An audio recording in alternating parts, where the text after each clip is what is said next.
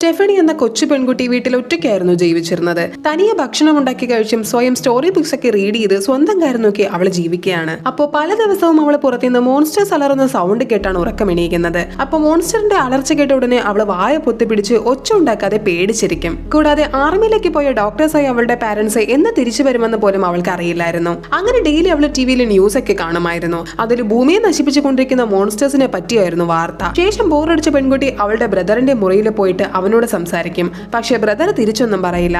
കാരണം അവൻ മരിച്ചിട്ട് ദിവസങ്ങൾ കഴിഞ്ഞിരുന്നു. അപ്പോൾ ആ ഡെഡ് ബോഡിയോടാണ് അവൾ എന്നും സംസാരിക്കുന്നത്. സ്റ്റെഫനിക്ക് ശരിക്കും ആ ഡെഡ് ബോഡി എന്ത് ചെയ്യണമെന്നറിയാതെ അവൾ വിഷമിച്ച് കരയാൻ തുടങ്ങി. അങ്ങനെ അന്ന് രാത്രി കളിച്ചുകൊണ്ടിരുന്ന സ്റ്റെഫനി വീടിന്റെ ജനല് തുറന്ന് കിടക്കുന്നത് കാണുന്നു. കൂടാതെ തറയിൽ നിറയെ ബ്ലഡും കാണുന്നു. അങ്ങനെ പേടിച്ച് അവള് ബ്ലഡ് ഫോളോ ചെയ്ത് നോക്കിയതും ഡൈനിങ് ടേബിളിന്റെ മുകളിൽ ചോരയെ കുളിച്ചൊരു ബണ്ണി കിടക്കുന്നത് കാണുന്നു. അപ്പൊ അതുകൊണ്ട് പേടിച്ച സ്റ്റെഫനി അടുത്ത സെക്കൻഡിൽ അവളുടെ ബ്രദറിന്റെ റൂമിൽ ചെന്നിട്ട് ഒരു വടി എടുത്ത് ബ്രദറിന്റെ ഡെഡ് ബോഡി അടിക്കാൻ തുടങ്ങി. ബാക്കി കാണാൻ പാർട്ട് 2 എന്ന് കമന്റ് ചെയ്യൂ.